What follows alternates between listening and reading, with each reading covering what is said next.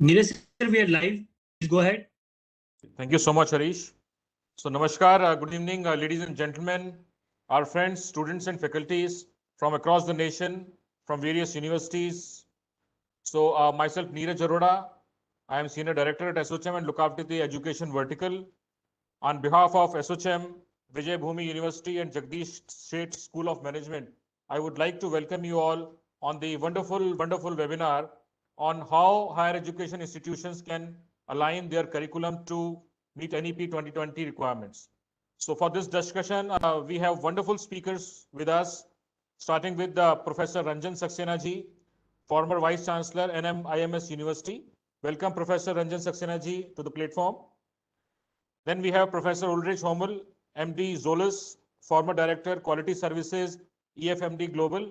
Welcome, Ulrich, to the platform. We have with us Professor Bhimray Maitri, Director, Indian Institute of Management, Nagpur. Welcome, sir. We have Dr. Kalyani Unkuleji, Associate Professor, Jindal Global Law School. Welcome, Dr. Kalyani. And we have with us Dr. Atish Chattopadhyay ji, Vice Chancellor, Vijay Bhumi University. Welcome, Dr. Atish. Welcome. And Dr. Atish ji is the moderator for the day. So I'll not take much time and would request Dr. Atish to please moderate the session, sir. Over to you. First of all, thank you, Neeraj, and a very, very topical, discussion today in terms of how the curriculum can be aligned after the, based on the recommendations of the new education policy. And I'm glad that we have got a fantastic panel today with Ulrich, Dr. Saxena, Dr. Maitri, and Dr. Kalyani over here. And just to set the context, when the NEP came up, it has recommended certain things which can have far-reaching consequences as far as the Indian higher education is concerned. And some of the reforms are actually sweeping reforms. One of the things is that, now it allows global universities of repute to set up campuses in India. It talks about a curriculum which is multidisciplinary in approach, multiple entry and exit. The recommendations also include recommendations like, professional courses and liberal courses being combined in a university, and each of the institutions to become multidisciplinary going forward. It also talks about continuous evaluation as against summative evaluation, the way it happens now. And it talks about flexibility in terms of students to curate their own curriculum based on their interests. I would like the discussions to start with Dr. Kalyani, because she's probably the youngest in here. And one of the recommendations here, and she has been in Indiana University, her interest in international education, so to say. Now, do you think that when we look at this new education policy, and one of the key concerns in India is about the whole issue of brain drain and the balance of payment, the number of students who go abroad to study, okay? And even during the pandemic, there is, a provision where those who are planning to study abroad, they be vaccinated on a priority basis. Now the question is, that means there is such a traction from, such a traction in terms of Indians going abroad to study, and whether that has an impact on our balance of payment.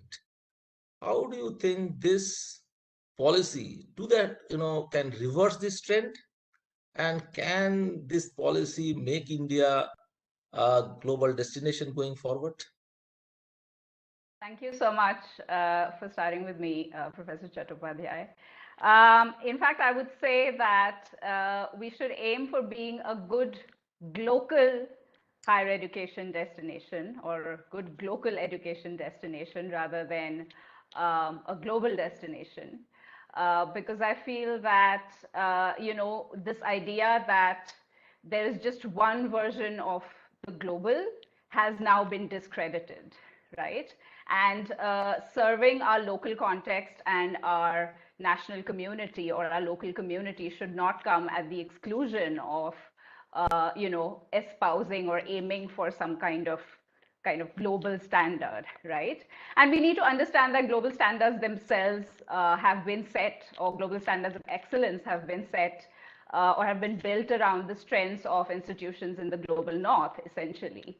So when we kind of aim for those standards, we are A, not bringing to the table what we are really good at, and B, we are always kind of caught up in this, playing this game of catch up, right?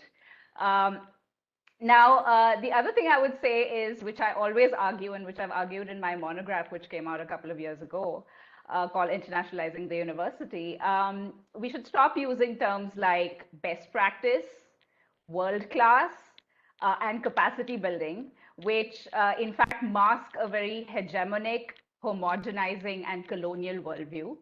And we should definitely kind of be very careful about what kind of terminology we're using in educational policy and practice.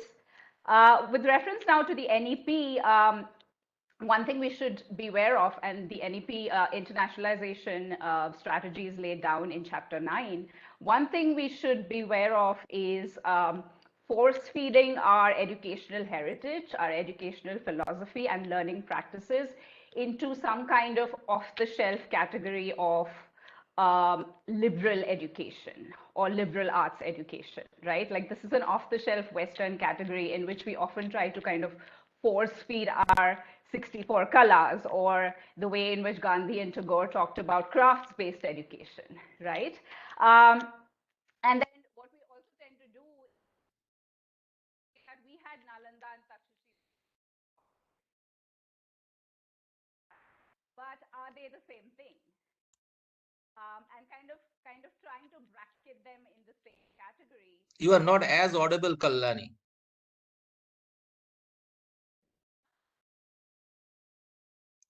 Meanwhile, I think she made very interesting points, okay? And I will come back to you, Kallani, okay?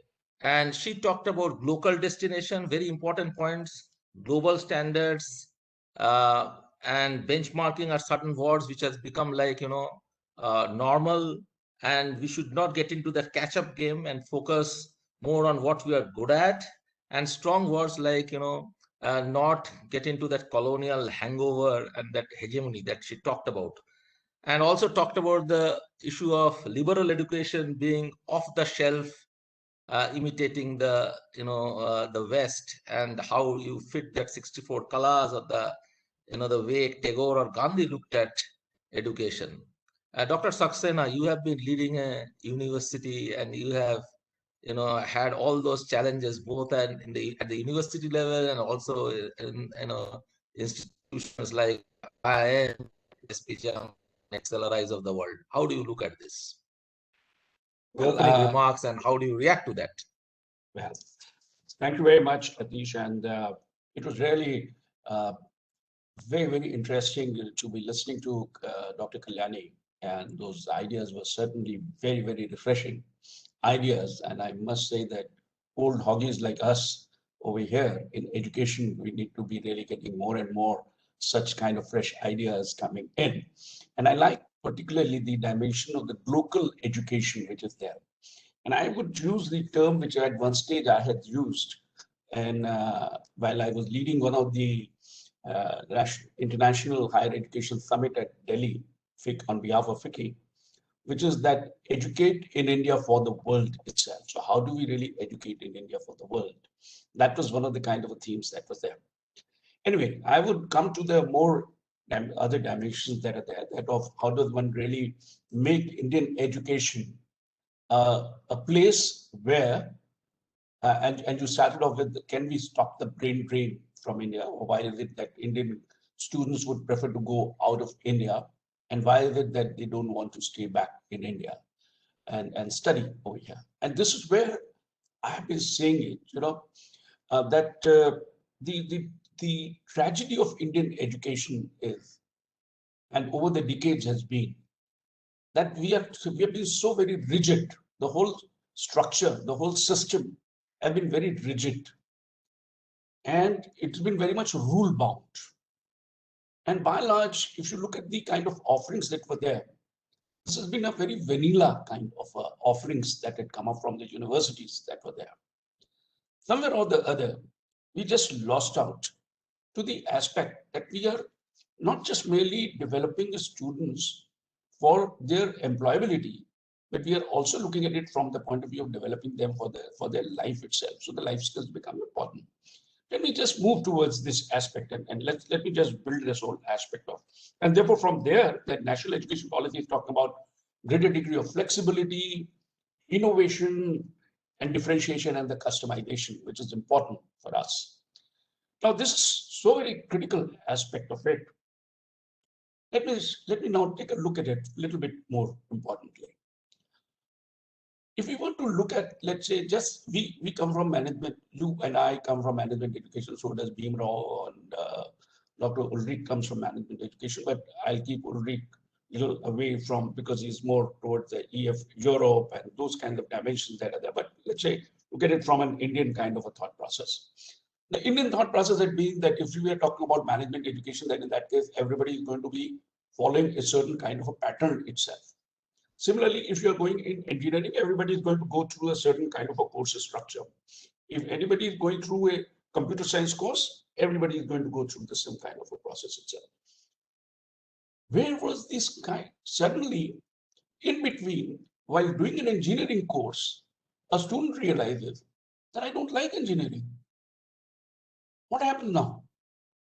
He wants to drop out. His interest lies in music. His interest lies in pursuing some fine arts. His interest lies in doing a course in, let's say, courses in philosophy. What happened then? And vice versa, that you can think about it. Typically, in the system in which we have all grown, it is saying that whatever then in that case you have learned, those 2 years or 3 years that you have been in the system, that goes wasted. You can pursue something else. But then in that case, you're going to start from the scratch. So those, what the national education policy is saying, no, your years are not going to get wasted. You've got that, fair enough. We recognize that. Your credits will get popped in that bank of academic credits.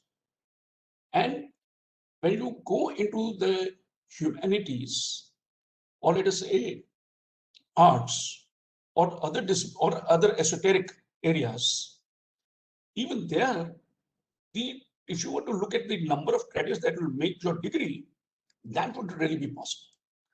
One of the biggest reasons why Indian students have gone to the US in the last 2 decades is because the Indian education never really allowed such a kind of a migration, such a kind of a mobility between the disciplines and across the departments within the university. Neither it allowed you to move from one university to another university without losing what you have really got it. So as a result of which, my view is, and this is where I think the national education policy brought about a big shift, a paradigm shift has occurred, that this should be done. And how it is going to be done? There's a whole lot of things that have already started. For example, the bank of academic credits has already been conceptualized. It has already been institutionalized by the UGC itself. Also the national education policy says that, look, you don't have to be only limited to the market where you are. For example, you have a great campus coming up in Karjat. Right? Vijayabhumi has a great campus coming up in Karjat. Dr. Maitre is in Nagpur, right? Of course, Dr. Maitre carries a very strong kind of a brand with him, which is the IIM with him. So that IIM helps him to get those number of students. But what about you? Vijayabhumi, which is a new generation university. Jindal has earned the credibility as a law university, right? And with a very dynamic vice chancellor and the whole team which is really coming. But how does one really reach out to the market? Which is where the technology dimension comes in. And there's a very special role that the national education brings in the area of technology. Because when you want to customize, when you want to expand, when you want to grow from 26.4% of GER to 50%, that's where you would be needed. So if you have to really reach out to the markets, which you cannot reach out otherwise because of your locational disadvantages. I've had that kind of a thing when I was at Indore. I had that kind of a huge difficulty of getting the students. I had the similar difficulties when I was at Gurgaon, at HEI, though I was in Gurgaon and right in the midst of things. Yet for the purpose of getting the good students, there was that kind of a problem. But then technology today helps me to reach out. So I'll stop over here, Atish, but there's more to it that we can really take it forward. And I'll also share some experiences of mine when I really talk about the transformation. How do you move from a single discipline institution to a multidisciplinary institution? Thank you, sir. I will come to Ulrich, and I know Ulrich has got a very different perspective.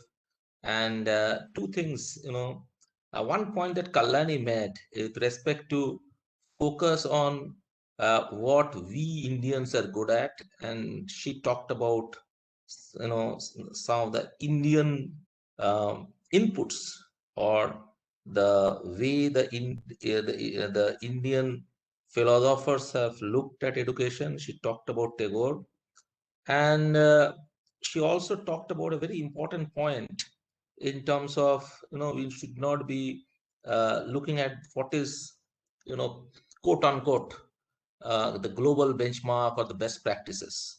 And you have been in quality, and you have been hearing of Dr. Saxena the whole issue of why Indians went abroad, and the issue of flexibility and rigidity as against seamless mobility across disciplines. And you have also understood you have a reasonable understanding of the Indian education system. I mean, you are in the board of our school at Jagdish State School of Management, and we have part of EQUES accreditation. So how do you react to this? And you also have read the education policy very well. Okay. So how do you react to this? And how do you look at, how we look at the curriculum, that lens, if you can bring in here? Thanks so much, Atish, and also thank you for inviting me on this panel. I'm very grateful for this opportunity, and whatever I say, you all have to recognize I'm an outsider. So it's it's basically an outside look at the policy rather than looking back at concrete experience of having worked within the current higher education framework. I think what we're seeing here is actually it's a radical overhaul, as already has been mentioned, and the idea is to move towards a system that is more in line with incentive-based regulation that grants more freedoms. But I was looking at it, when I took my industrial organization sequence in my PhD program, one thing that we learned was the structure, conduct, performance paradigm. And when reading the policy, there's a lot of structure, and so the question is, how does structure feed into conduct and ultimately into performance?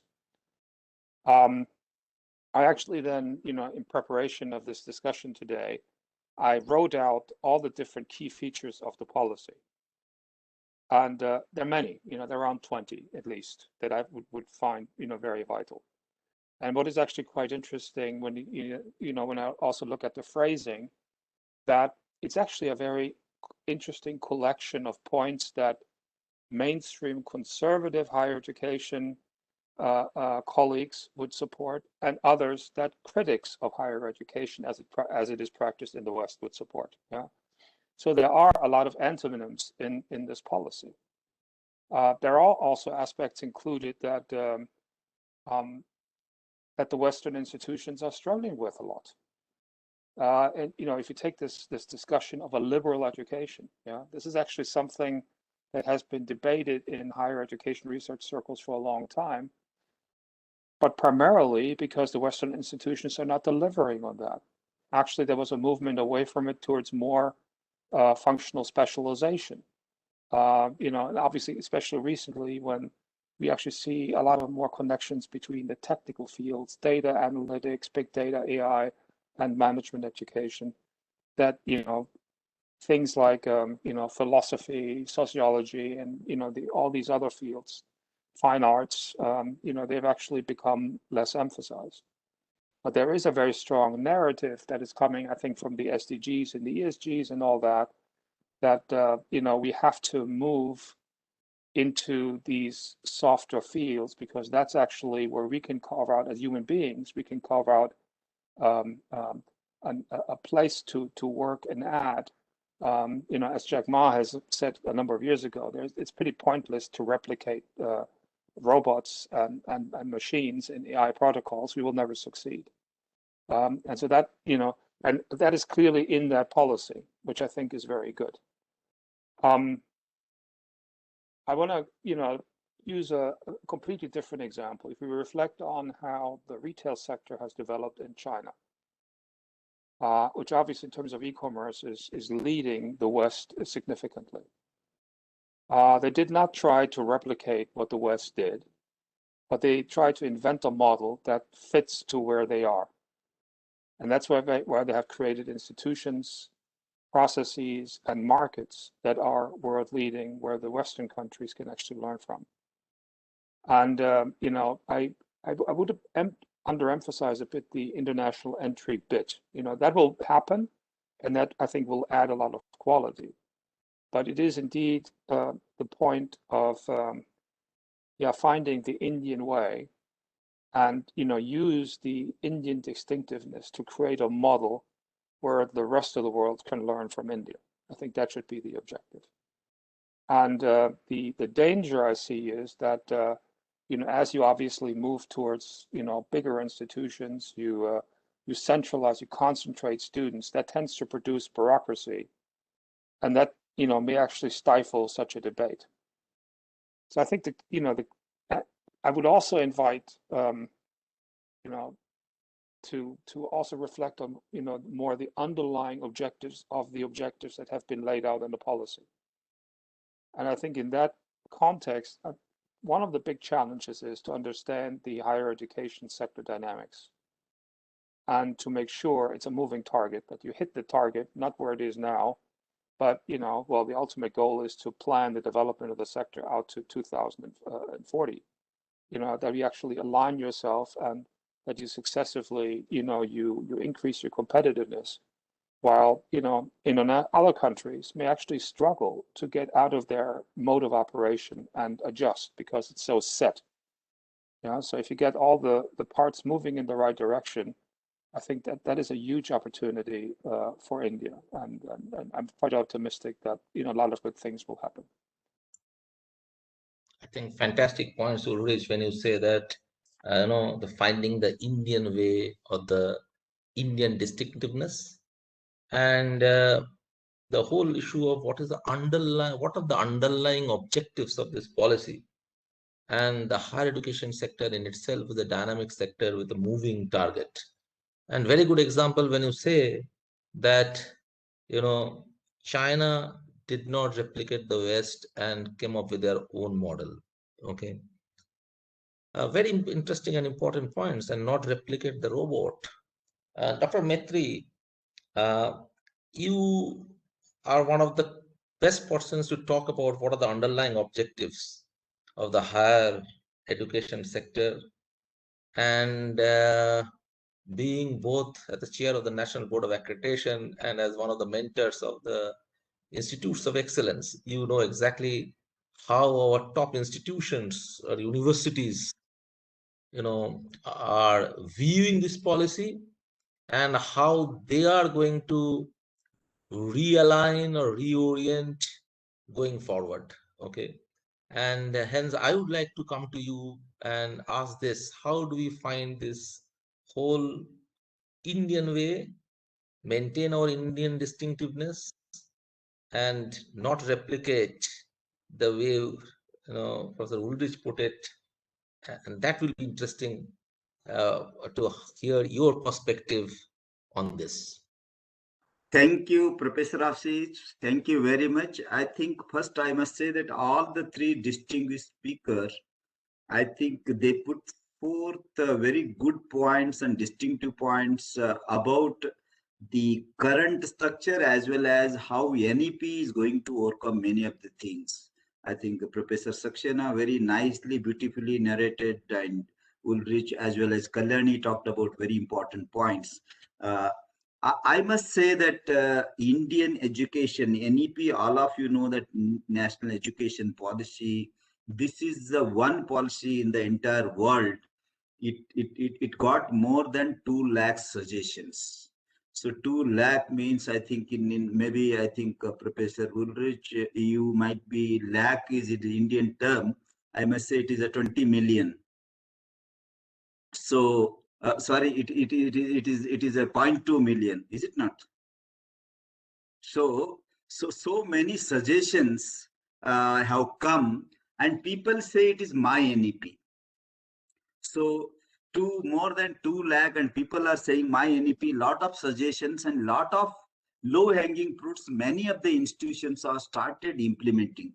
So main objective of NEP 2020 is basically underlying principle. Currently, most of the education in all over the world, underlying principle, or I can say central principle, was stakeholder. Even the companies also, they call stakeholder or shareholder. That stakeholder means students and the industry, those who hire the students. So that was the underlying principle that has shifted from stakeholder to people and planet. So not only stakeholders, it has moved to people and planet. At the same time, the underlying principle of this particular NEP 2020 is focus on global level, not on national level. So that is why global citizenship, that is one of the important aspects. And the third important underlying principle of this particular NEP 2020 is learning to learn.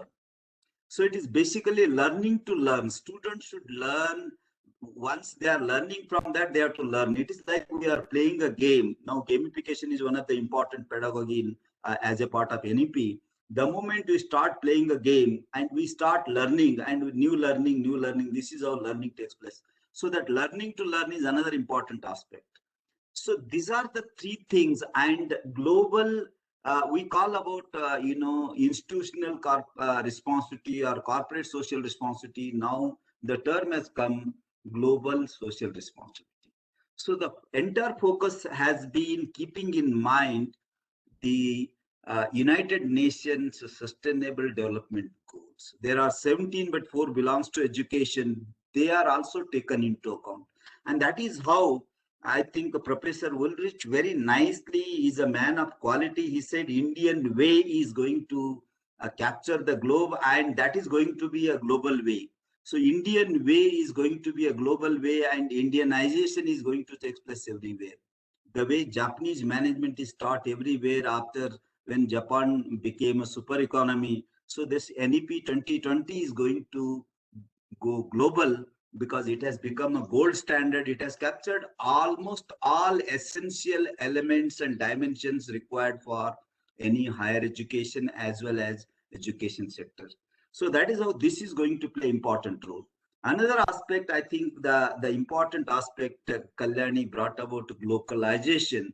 And even if you see, I was talking to a few of my friends in New Zealand and Australia. They said, I was talking to my friend in New Zealand. He said, Dr. Maitri, we have 0 COVID cases, Corona 0 in New Zealand. And we have closed the door for all the international market, but we have only opened small door for the Australia. No cases. However, education sector is huge, difficult time it is facing, not because of Corona. We are all facing in India and other part of the world. They said where there is a strength of 400, now it has come to 40. Because entire New Zealand, 8 universities, they dependent on the international students, mainly from China and India. And those universities now, local students are very less. They are 40 and all instead of 400 and 500. So they are facing a difficulty. Corona is not there, but Corona impacted New Zealand in different way, India in different way, Germany in different way. So different countries, China entirely different, all of us know. So this is the way the impact is there. So the best part of Indian, all of you remember when financial crisis happened, most of the countries affected very badly, but India remained, India stood up in the crowd. It has not affected because of its own DNA, the principal traditional knowledge they adopted, and they successfully managed the finances. And many companies in UK, they disappeared, America disappeared, and top companies became bottom. So all those happened. Same here in education sector also. Indian education till now, it was totally for Indians. So as Professor Saxena said, rigid policies, strategies, all those things. And today, in spite of Corona, our colleges are not affected much like New Zealand and Australia and even Canada and all. But that rigidity is not going to help in NEP 2020. Lot of, it has become a fluid policy, I must say. Fluidity is there. And instead of rigidity, I can say, instead of flexibility, I can say it is a fluidity. Lot of customization, every institution level, every student level, faculty level customization can be done at any extent. What dream students join the institution, that students can achieve those dreams. And even if you decide to change the direction, that is possible now, which was not possible, what Professor Saxena was telling. So that is how this particular policy, since when it was, policy was, formulation was going on, they interacted the 227 experts and many institutions, many organizations, industry experts, and fortunately in management they interacted, me also one of them. So lot of things happened, and thousands of man hours have been spent while developing. I think this gold standard is going to make a magic, and a transformation is going to happen in Indian higher education sector. It is a function of time, but I think entire world is looking very forward. Not only gross enrollment ratio and all are the small things, but it is going to make an impact at global level. And probably the way German is known for manufacturing and its own customization means everybody look towards German, Professor Ulrich, manufacturing or even R&D. So India also given a lot of thrust on R&D in this particular new education policy. There is a separate body for funding. Unless until you develop R&D, you are not going to be a global leader. That has been taken into account in new education policy, and that is going to make a difference in coming years. With this, I'll stop here and I'll come back later. Very interesting point, sir. When you talked about this focus shifting from stakeholders to people and planet, and the whole issue of global level, and most important point that you made is the issue of customization and fluidity, and the whole shift towards learning to learn.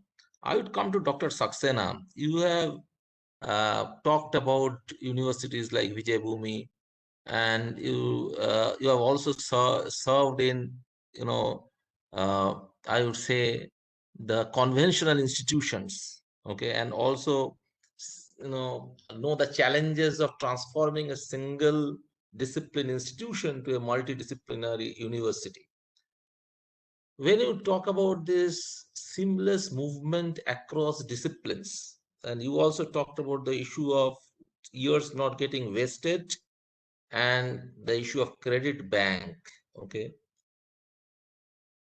how can universities make this transformation happen in terms of the curriculum, where the focus shifts to learning to learn, and this seamless movement across disciplines?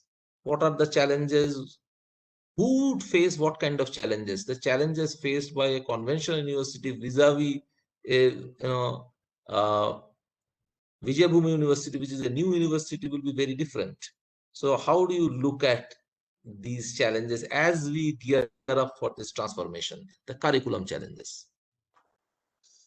Well, and I must at the outset say that there were some very interesting perspectives that I was hearing from Dr. Maitri and also from Dr. Homel on with regard to what Indian education can really do, and this whole aspect of the paradigm shift that is from just a stakeholder to a people and planet, and also looking at it from learning to learn. And this is something which is so very important.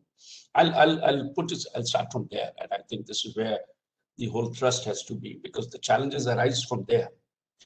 I think this aspect of learning to learn is a fundamental shift that is required in the academic processes that one has really looked at it.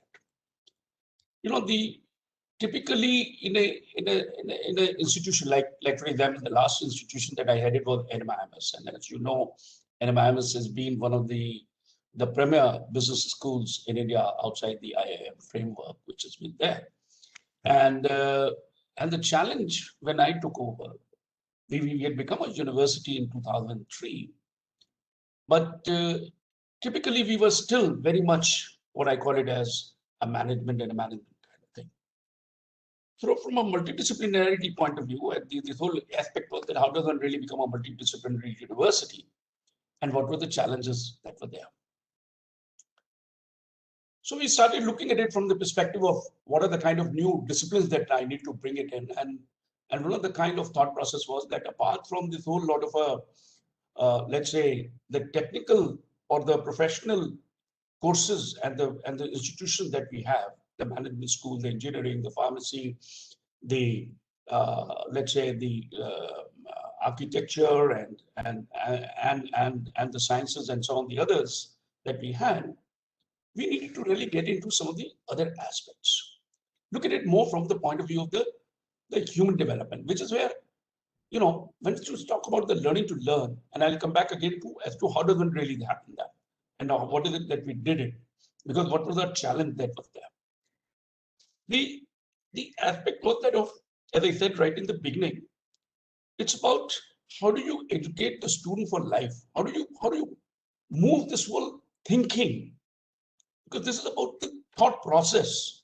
This whole new education policy is really talking about, to me, it is about a new thought process that you need to bring that thinking in a much more liberalized environment, make the student think in a much more liberalized environment, not just merely have a truncated view of a problem. It is our understanding, and all of us know it in our own lives, and Dr. already very rightly mentioned, the complex structures that are there, the complexities that are there. If you look at it in real life, there are multiple dots all over the place. The pattern has to be recognized. The challenge is, how do I recognize that pattern? If I don't understand that pattern, I cannot really come out with a solution. Now, I have been trained to look at the pattern, let us say, from a point of view of, if I'm growing as an engineer, to view it from, if I'm let's say a mechanical engineering student, then in that case, I'm looking at it from the point of view of the motions, I'm looking at it, the machines, I'm looking at it from the point of view of, let's say, some of the other dimensions that get into it. If I'm coming over from a sciences field, from a chemical sciences perspective, I'm looking at it more from a material science kind of a perspective, the problem. But when you start looking at today the technology, let's say 3D printing as an example that we talk about, the dimension that comes up to us is that I can today design a product right on my computer, and I can do it, you know, with multiple kind of material itself. That is there. Now, how does that happen? And then it isn't just merely that, but I start looking at it. When I start putting the design thinking into this perspective, I start looking at it from a user perspective. So what we were really trying to do, what is really talking about is, how do you educate for life? So that means, in other words, break the barrier in the discipline barrier. And we as faculty members are very uncomfortable. We hold on to our disciplines, and understandably so. If I'm in marketing, I cannot think in terms of, let us say, bringing technology in marketing when I know for sure that the world has moved into that area. Yeah, technology is good enough for the operations, so I will put it in operations. No. We would also, when we were setting up an economics school, for example, one of my thought process in designing that school was that all along the economics program in the country, teach the young boys to look at a problem only from an economic perspective. So therefore, you would learn economic principles, economy, other courses that would be coming in Indian economy, the world economy, the developmental economy, and that's balance of trade and stuff like that, and everything that is there. And I said that how are the economic policies designed in a country? Economic policies in India does not work for an economic, is not the same when you start looking at say, Europe, or it will not be the same when you look at it in China. Even if we were to try and export the same, or we were to try and import the same policy and put it in our own country, it will not work. Why? Three things that became important to me. One was the political structure. The political system in India is dramatically different from the political system in the rest of the world, although we are a democratic country. But if you look at the institutional infrastructure that exists in this country, right from the village level to the national level, the decision-making processes are very different. Secondly, the sociology, the social structure, the way Indians and the way the Indian habitats and the way people behave, the communities, the tribes, the way they behave, and the kind of value systems that are there is very different. And the third is to look at it from the point of view of what I said was that we start looking at it from a historical perspectives. Because at what point in time in the Indian history are you really evolving the economic policies? And therefore, so we brought in a whole lot of these subjects in the economics program at an undergraduate level. We also brought in international relations, and we brought in the law. So what was happening that we had a program in which students were learning the different subjects in economics, and also they were learning the different other aspects. And when, for example, a political science would be taught, it will not just mainly be the political science, but would also get then connected to the economics program itself, to the economic policies itself. And the same thing happened when we started looking at it from a liberal arts program, as we really got off to a start. Our model was very different. We said we will bring in the various subjects, but we will integrate them, and we will start, and each year we had a theme. And each year was, for example, it was my country, my world, and then look at it from the point of view of my work. And therefore, around that, we started building up the entire structure. My perspective was, and the biggest challenge now, I come back to this, our challenge was resources. The first was, where do I get these resources? Where do I get the faculty? Where do I get the faculty who really is able to teach what I'm really talking about? What we as designers, we were thinking about it. My next big challenge was that the financial part. Then how many faculty do I really get? And therefore, from where would that money come? And the third was that do I really need to hire all the faculty members? If so, will it really be viable for me? I'm not an American university, which would have a very large endowment. My question was that of looking at it from the point of view of how do I make each program a financially dependable or a financially viable program? And so therefore we said, let us now look at it from the point of view of networking. And networking and collaborating with institutions within the country, bring the faculty from who are specialized. So we would bring, for example, Kalani to teach, in the program, or we would bring somebody from St. Stephen's, we would bring somebody from JNU, we would bring somebody from, let's say, IIT Bombay, or we would bring somebody from IIM, for example, even, or I would bring somebody from the Tata Institute of Social Sciences, or we would bring somebody from the Tata Institute of Fundamental Research, and they would all be teaching in the program. The consequence of this was when we start talking about the collaboration and networking, it helped me to overcome my financial crunch.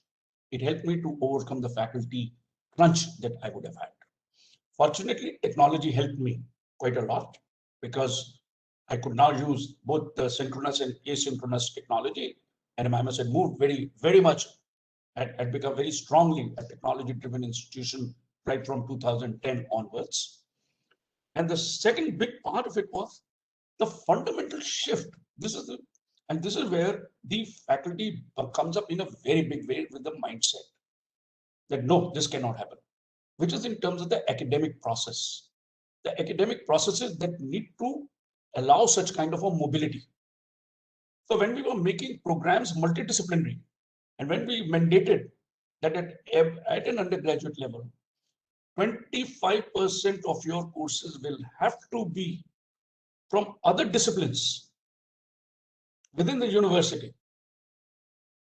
I said, otherwise the advantage of the university, we are not going to get it. The student is not going to get it.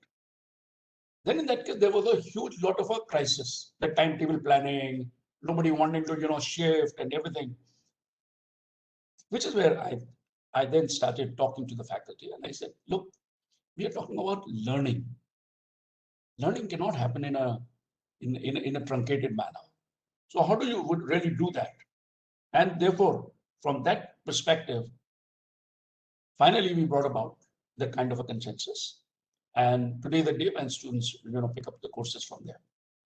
Today, of course, fortunately with this, to be able to do this learning for life now, today, the credit bank is one of the biggest answer for that. If I have earned a diploma, for example, from NMIMS in textile, and I've gone to work, those credits would still remain with me. Now, when I go to do my degree course in engineering, in textile engineering, those credits would still be counted. I don't have to be repeating those courses. So this whole process which they're talking about, credit, and also multiple entry and exit that has come up today. And that is where your academic process and the academic structures have got to now change. So what Dr. Maitri was saying was very right. It is talking about the fluidity. It's talking about the whole lot of a perspective. And unless and until you bring that in, I'm afraid we'll not be able to do it. And the last one is that of the examination. The examination reforms was my biggest challenge. How do I move away from a conventional examination to which is an event-based examination, to a continuous assessment, and more towards an application-driven examination. This was one of my biggest challenge, and it remained until the end of my term, I must tell you. It remained there with me till the last day, in last hour, that I was performing my role as a vice chancellor. When I was chairing the examination committee, I said this is our biggest kind of a challenge that we all have. So these are some of the challenges, but I think in the case of the new age universities, fortunately, you don't have some of those legacy issues with which NMIMS management school, with which NMIMS have had, IIM has had. And I must tell you, at IIM Indore, I had a huge difficulty when we had a faculty from IIM Ahmedabad teaching, and with us, and some of our initial faculty was from IIM Ahmedabad. I had to really tell them that, look, I'm not IIM Ahmedabad. I'm Indore. So they said, what does that mean? I said, whatever it means to you. It means to me that I am Indore. This is IIM Indore. I'm very clear. So please define for us. I said, the definition is, it's a standalone institution. We have to build our own culture. I don't want to build a culture of Ahmedabad. I don't want to build a culture of Bangalore. I don't want to build a culture of Calcutta, which are great institutions, hallowed institutions. I respect all of them. I have myself taught in Calcutta, and there's no way by which I would ever want to really do that. And the same thing I told at NMIMS. Having come from Indore, so everybody thought that I'm going to be talking about Indore. I said, no, I am. We are going to make NMIMS. So I think the challenge, for all of us in an institution building, and that is what national education policy is saying. When we talk about customization, when we are talking about the whole flow part of it, this whole fluidity, it's only going to come when we don't approach the curriculum planning, program planning, and institution building from our own rigid mindset. I'll stop. There could be. Fantastic point, sir. You touched upon that. Why how India is different in terms of political system, social structure, the whole issue of community, the historical perspective, and the issue of international relations and law, and how you brought in while you created the curriculum of liberal arts. Of course, I know the person who headed it very well, and you found the right person, a combination of somebody who is a history background, taught in management institution with the 2 times Fulbright, okay, and you made it based, my country, my world, my work, and talked about the challenges, that is faculty, the whole issue of financial viability in the absence of endowment and not being a public institution. And then you talked about the issue of role of technology. But the striking feature, I think, was the whole issue of collaboration in terms of getting the right faculty from across to maintain financial viability, and also allowing the participants to take 25% of the curriculum from across schools, across disciplines. And I'm glad to share with you, sir, that at our university we talk about almost 75% of the first 2 years, the sophomore years, to be taken from across schools, and that's a requirement. But one of the striking features that you talked about, you touched about curriculum, you talked about program, and more importantly, also the whole issue of assessment, or the way we call it. I would not use the term examination, but the issue of assessment, which is event-based, continuous, and the exam reforms, as you said, was still the last day was your challenge. And I can, I know you and I understand that what that challenge means, sir. That, we are all, and that's the challenge we are, also seeing when this whole issue of board exam is coming. Okay, that how do you make assessment and move out from the issue of examination to assessment, and which is event-based, which is continuous, and which actually reflects the learning. I think fantastic points. I would come back again to Kalyani. You are in a new age university, which is not, which is also is more than a decade old. You had the international relations there, and you have seen the way it has grown. What has been your experience in terms of, or the challenges in creating a curriculum, as you see, the way the new education policy talks about, and the way you have seen the international, universities where you have been up earlier, and at the same time, you have done some interesting work on the spirituality component, which is, when you were talking about, Ulrich also talked about the Indian distinctiveness. Now, how do you see these aspects coming in new education policy, having heard Dr. Saxena and the challenges, both in terms of what he faced in Narsimhanji and also in terms of his comments about I am Indore. But very importantly, sir, you talked about the culture, which is unique to that particular.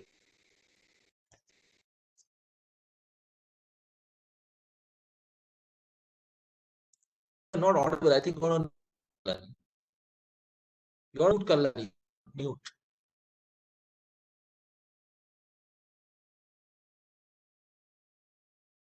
You're not audible. Can you hear me? Yeah, yes. Carry on. Thank you. Okay. First of all, I'd like to thank my fellow panelists for really shattering the excessive brand consciousness we have in India, even though they did it very delicately, and artfully, I would say, which is very important because one thing we haven't really talked about in India is national level collaboration across university sector, and collaboration with school education, collaboration with civil society, and collaboration with parents in the education ecosystem. So I think that's very, very important. Coming back to your question, I'm going to talk about two levels of attitude change that we need. One is inside universities and one is society-wide attitude changes that we need. Inside universities, what embracing a learner-centric paradigm actually means is that we are going to be moving away from a teacher-centric paradigm, right? And so that involves giving up a certain amount of power, but more importantly, that also means that teachers need to become learners. Okay, and how are we going to encourage that? Like today, we look at in the US, there's a massive skills gap, right? And what does that skills gap mean? It means that universities aren't even delivering on the baseline promise of creating, of turning out employable individuals or employable human resource. And so this is a serious concern that the higher education system is staring at the moment. So going for a learner-centric paradigm essentially means that educators also have to become teachers. Now, how do we do that? We do that by, first of all, encouraging them to work in sectors outside of the academy. Right. And then second, we structure the incentives within the university in such a way, for example, teaching and learning feedback in a way that the teachers themselves become risk takers. Right. Right now, we are incentivizing educators to perpetuate these conservative practices, to play on the confirmation bias that students have, to create quote unquote safe spaces for students where they never feel challenged. I mean, why are we doing that? If anything, our teaching and learning feedback should measure how much were your existing ideas challenged by this class? How did you learn different ways to build relationships or improve your existing relationships as a result of this class? Right? So this is the set of kind of attitudinal shifts that we need inside institutions. Now, within society at large, and here is something that COVID should really teach us. These are important lessons. One is a sense of space, right? For the past few decades, we've just been talking about space as a construct or borders being redundant. But, we've all realized that where you are really matters. We've been sent back into our homes. We've realized that our health very much depends on the health of our communities and our ecology. And that's a big takeaway, a sense of space and where we come from. Should be nurtured by the education system. The other social kind of idea that we need a big transformation in is that in India, we sorely lack the value of dignity of labor, right? In the pandemic, we've seen that the essential service workers are the least paid, right? Are the least remunerated. And that's why no one wants to do these jobs, We've created a perverse incentive structure where all of the important things are so undervalued and underrated. And just saying we are going to create more space for vocational education does not make sense if the social paradigm doesn't keep up with it. And we keep looking down on, working with our hands, or we have the separation between people who work with their heads and people who work with their hands, and we reward, we never want them, the two to kind of come together. Or we see education, as we've for a long time been seeing, as a ticket to never having to use your hands. I mean, this has been one of the key reasons why India is not an innovation space, is not a thriving innovation ecology, right? And so these are some of the, if we can kind of bring these two attitudinal shifts together within institutions and outside of institutions, and generally just become more open in our kind of thought process around who we are collaborating with and for what reasons, then I think we have a great potential. And as Dr. Hamal said, that we could being so behind on some of these things could actually be an advantage for us. super points. I know the whole issue of collaboration with school education, civil society, and also the parents. Okay, and I think the key point, and taking forward from what Dr. Saxena said, and that's the point that you stressed upon, is the whole issue of moving away from teacher-centric to learner-centric pedagogy. Okay, and the incentives to be changed, where teachers become risk takers, and how the existing ideas can be challenged. Very important points made in terms of the COVID learning, the whole issue of sense of space. It is important where, we stay, where we live. The issue of dignity of labor, and I will come to Ulrich on that. I know we have discussed a lot on vocational training, and you made a very important point. The education becomes a ticket to never use your hand. And finally, the perverse incentive structure, okay? And you never use your hand, and quite a few of us, 4 of us almost come from the management discipline. When I look at our management graduates, and I have seen, institutions of different tiers, so to say, the way it is said, and the perverse incentive structure becomes even more visible right now. My son is an, graduate from All India Institute of Medical Sciences, but his earning post his graduation will be nowhere compared to a B-class MBA from any Indian institution. And he's a frontline worker every day, up there, okay, risking one's life.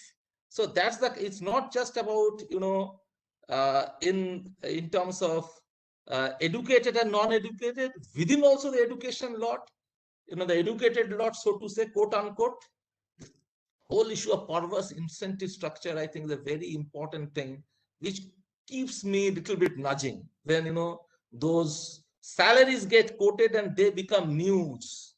Okay, whether they should at all carry news value or not is a very big question. And Dr. Saxena knows me, I have handled both institutions and also, placements in MBA institutions. So a lot of times, this question keeps on coming, this whole issue of incentive structure, the way it is at various levels in India. Ulrich, we had a lot of discussions amongst ourselves regarding the whole issue of vocational education and the issue of dignity of labor. Even in our one of the discussions that we had with Professor Sheth, this came up in a very big way. How do we make sure that our graduates start using their hands and the skills are developed? Okay, and this has come again, and your thoughts will be very, very crucial. Thank you very much, and allow me to put this into a bigger context. Absolutely. And let me start with one observation, that multidisciplinary higher education has rarely worked in the past. I know very few examples where we have actually cross-faculty collaboration that goes beyond, well, we run a master's degree together or something like that, and 50% of the curriculum is then, covered by each faculty. A true multidisciplinary viewpoint of learning and academic thinking is very rare.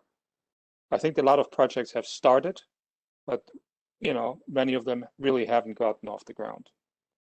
And let me also, allow me to return to my previous point a bit, and in that context, allow me to reference COVID in a positive way. I know this is very painful, but I think it's a good example. If you look at the COVID virus, there is actually the actual virus load. There is the spike protein. Whatever is actually what we nowadays know is the virus load, we have to think of, these are the innovations that we produce in institutions. This is actually where we actually try to find our own way. The spike protein allows us to connect to other institutions, where actually we then create a fusion that can generate very good mutations that actually then infect, in a positive sense, the entire system. When I looked at the policy document, a couple of things struck me, and I want to reference them. First of all, there's a lot of emphasis on the role of merit in the faculty. what does that precisely mean? Is it, that we actually teach more effectively, that we actually produce research in international journals, that we assume a managerial responsibility for our institutions, that we actually are more effective in generating grant income? So I think, we may actually have as a reflex these standard international categories. But if you think about bringing this policy to life, maybe you have to broaden the vision, and then merit actually starts to look a lot different. And I agree with Kalyani that maybe we have to actually throw away some of the handrails that the faculty has enjoyed. It may be actually much more rewarding faculty work, but it's something that is a lot more volatile and uncertain. And then you obviously have to be able to respond to that. The second point that really struck me was higher education institutions should support higher education institutions, which is obviously the whole idea of the spike of actually mentoring, coaching, connecting institutions. That I think will be a key trigger to make the whole policy work. When it comes to the international connection, I think this other element, this focus on online learning, which has been emphasized very explicitly, I think is incredibly important. And this is actually where Indian institutions can connect with foreign institutions. And here we have, and I think that will also automatically generate the learner centricity, in my view. If you think about what defines the development towards online space, or actually to a learning ecosystem, that international institutions move to stackable degrees, so that they plug apart the degrees that they have and rebuild them in a different form. That we have an increasing spread of micro-credentials that can be built into degrees or wider qualifications. That we have an intensifying debate on the recognition of prior learning, which I think is the essence of transferring credits. And the ECTS system in Europe started with this idea, but there's not a lot of during program credit transfer happening. So we really haven't succeeded with the original idea, and I hope India will be able to do that. And then the fourth component is shared learning. And that is actually that the learning journey of students is shared by multiple institutions. And I think that's the international institutions are moving towards that model. And this is actually where Indian institutions can actually plug into the international community. So it's not about the additional campuses, it's about actually interlinking on that level. And I don't have time to go into more depth, but I would invite, for instance, to participants to look at the MIT supply chain management framework, where you actually have a MIT MicroMaster embedded there. You have more than 40 MIT pathway universities that are interlinked, which gives learners a tremendous flexibility how they can actually achieve a supply chain management qualification. And then related to that, it's the vocational training. And I believe higher education institutions have something to add there.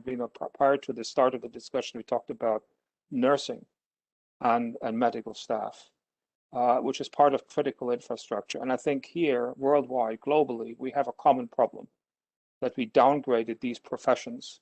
We don't pay them adequately. We don't recognize, the contributions that they make. We even downgraded their education in Europe.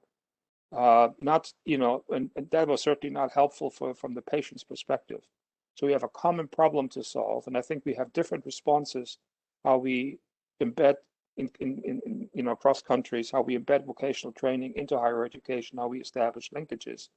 And I think there's a lot of learning that should happen internationally, and I'm sure India has a big contribution to make in that space as well. Thank you.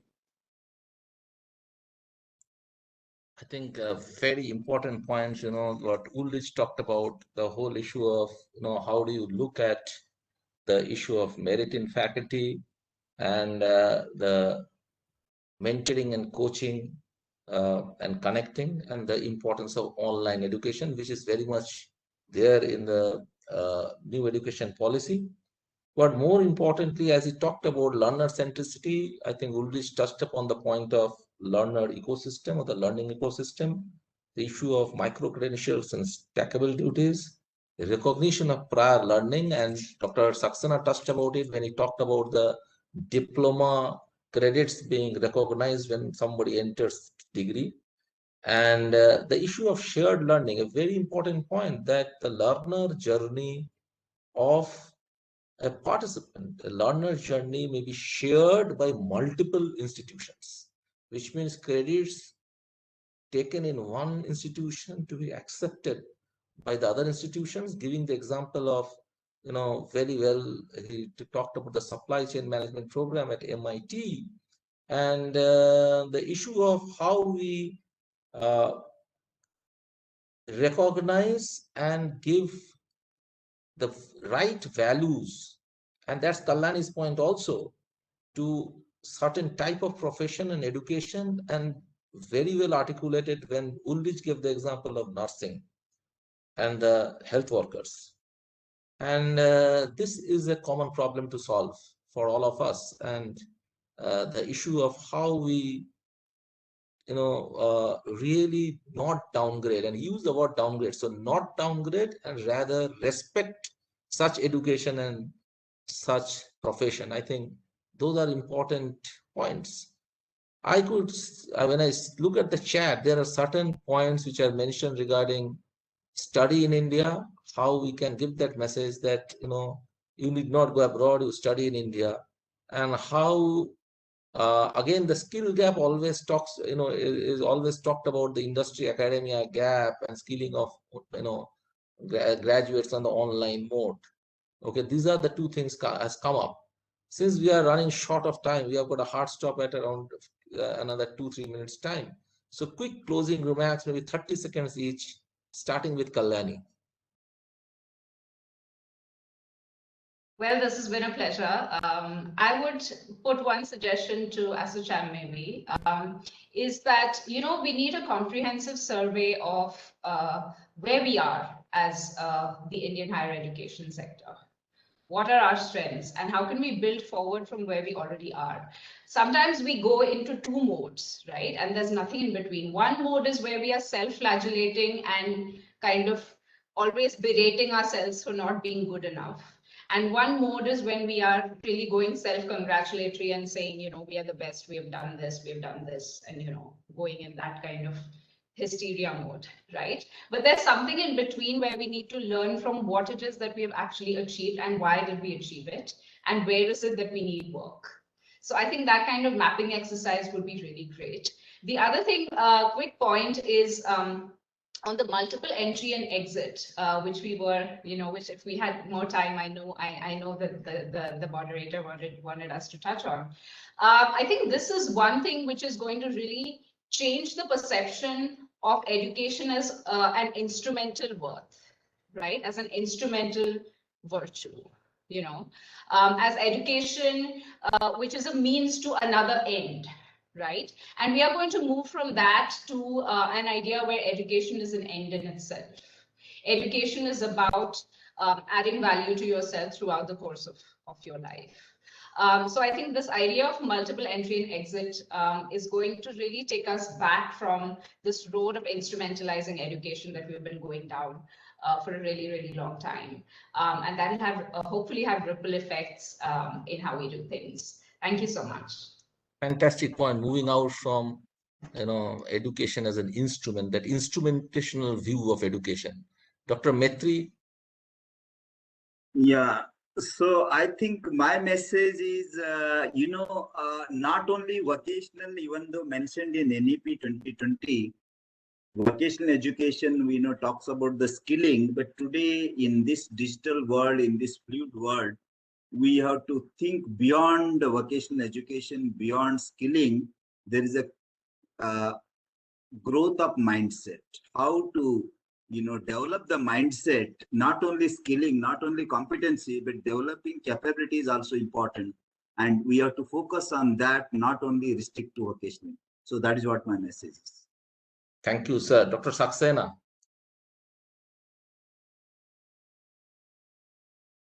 You're on mute, sir. My quick 3 points that come up as the closing remarks. One is from the point of view of the vocationalization. I think one of the biggest, as I said right in the beginning, we have somehow or the other downgraded or have had this kind of a negative perception of the various skills itself.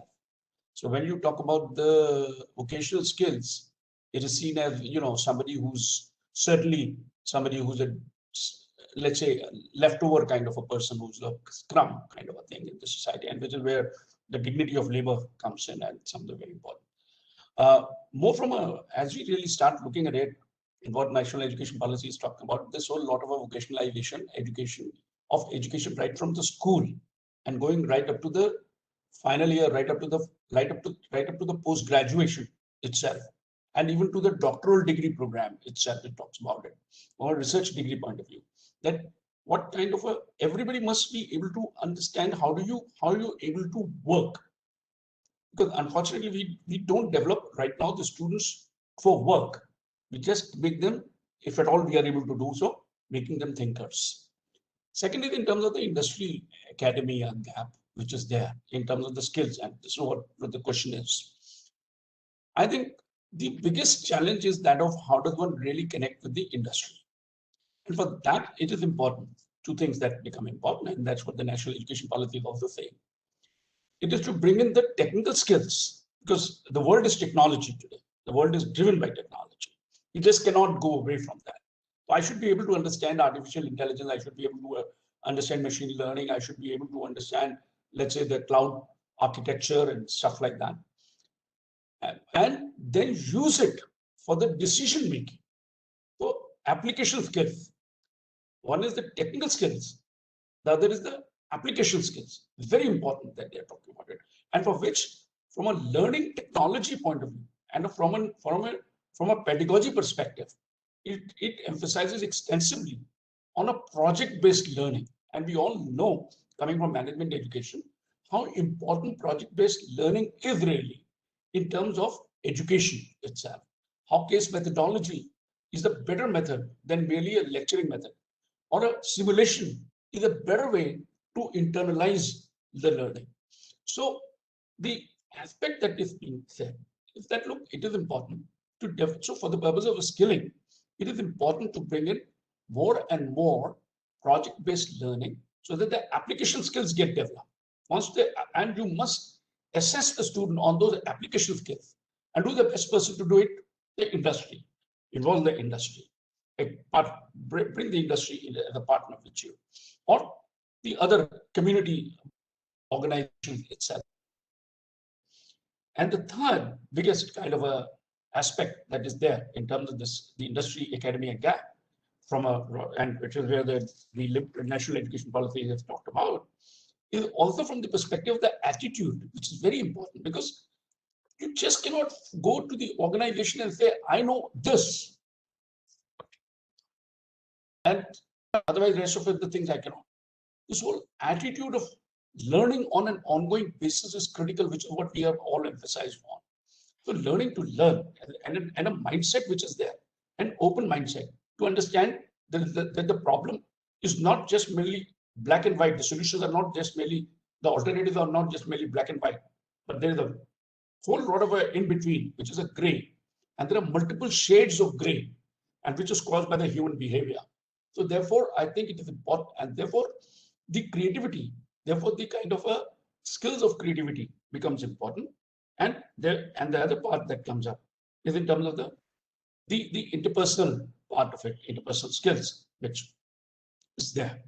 So if we talk about the global hub, then in that case, I think the technology is the best way. Why is it that we are today not able to reach out to the world market?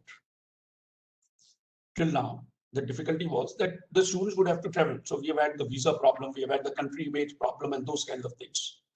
But today, with let's say your own school, JEXOM, the technology should be able to help you to reach out to many, many international markets and bring the students from all over, right onto your campus, even when they are physically not there.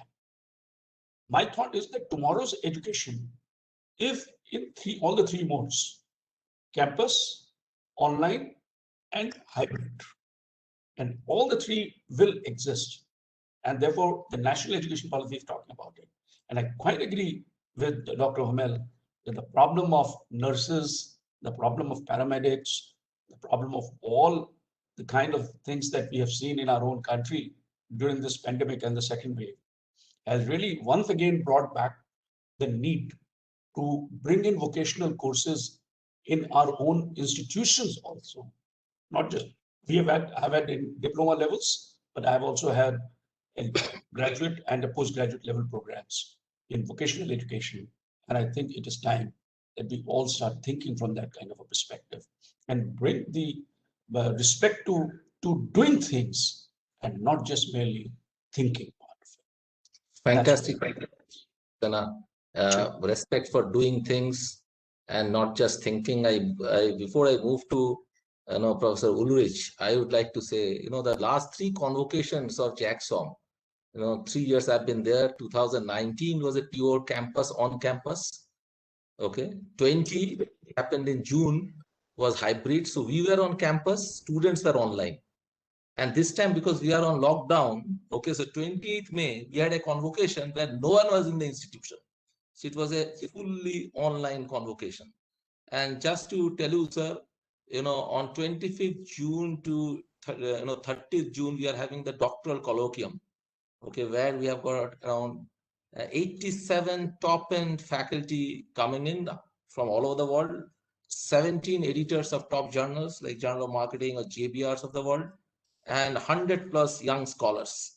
So that's already started happening. And so we have experienced on campus, hybrid, and online, and this is probably the way forward. And I know that it's like a caterpillar to butterfly, kind of a situation. It's a lot of pain where you really need to learn, I think, every day. And most importantly, as I was sharing with you before, the maximum learning happened from the support staff, for the, who actually taught you how to use that technology when you were in the class. That's a very important, and that's where the skill comes. The challenge, and one question is there, how do I make online learning? And I was saying that one of the things that I did was to take courses and I'm teaching. Okay. Today also I had a class. And that makes you continuously skilled. Today's class, when you have to take it on a Zoom, how do you do a breakout?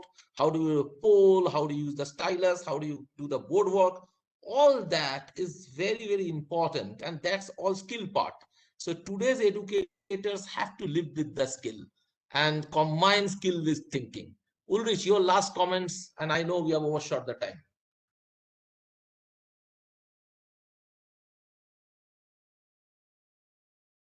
Thank you, but in the light of time, I want to make just a very short final proposal from my end that has actually a very operational dimension.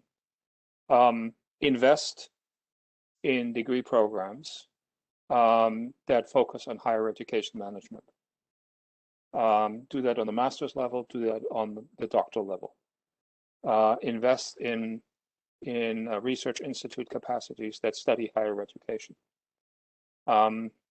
And it's not just, the type of research that you will then generate and the people that you obviously educate, which will help to professionalize in the light of the policy, the leadership, but it's also then, it will be a hub for people to interact and to learn from each other. And I did as part of the discussion, I did a quick check, how many institutions are there in India, and I couldn't actually find many that are covering that space. And that could be also a wonderful way for, higher education institutions to collaborate and set that up as a joint effort. And you can bring in companies and you can bring in international institutions, because obviously business and societal impact, these are huge topics in international higher education. And so that's actually something where, we can work on this problem together. Thank you. Thanks, Ulrich. Fantastic point. You identified a gap, saying that invest in degree programs with focus on higher education, research on higher education, how to professionalize higher education, interact, nurture, and that's a gap. And you found that right. And that also creates opportunity to collaborate. I think with these words, I hand over to Neeraj for his closing remarks. Neeraj, it has been, as I said that, it has been a very engaging discussion. I would like to thank all my panelists, Kalyani, Dr. Maitri, Dr. Saxena, Dr. Ulrich. It has been fascinating to hear each one of you. Over to you, Neeraj. Hey, thank you so much, sir. Thank you so much. I mean, before starting, I would like to appreciate Dr. Atish for the wonderful moderation, timely completion of the panel discussion. So thank you so much, Dr. Atish, for this thing. And friends, yes, I mean, NEP 2020 is in place, and NEP 2020 has the vision and provision also. We have a target of raising the GER in higher education to 50% by 2035. So I mean, 3.5 crores of seats to be added in higher education. So I mean, if we look at this number, this is a number, but I think while increasing the number, while achieving the target, I think we all should take care of the quality as well. And how the quality will be ensured. So friends, I mean, I was looking at some comments. Some of the attendees were very, very interactive. And I was looking at some comments, and the comments, the questions has the answers itself in their questions.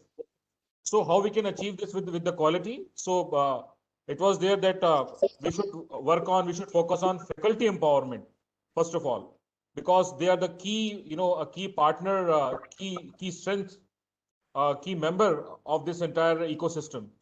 So on the one hand, there are higher educational institutions, they can provide infrastructure. We have students on the other hand, those who are basically the end users and the beneficiaries.